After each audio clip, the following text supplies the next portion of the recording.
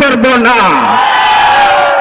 এই বাংলা আমার মা, এই বাংলা আমার সেই গর্ভধারিণীর মা, তাই এই বাংলাকে আমরা কখনো ছাড়ব না। আপনারা দেখেছেন, আমরা গত দুদিন আগে আপনাদের রংপুরে এসেছিলাম, কিন্তু প্রশাসন থেকে শুরু করে সর্বস্তরের মানুষ আমাদেরকে বারবার করে প্রতিহত করার চেষ্টা করেছে। আমরা কোন উগ্রবাদী সংলাপ করিনি, আমরা কোন উগ্রতা কথা আমরা কোনদিন মিডিয়াতে বলিনি। আমরা বলেছিলাম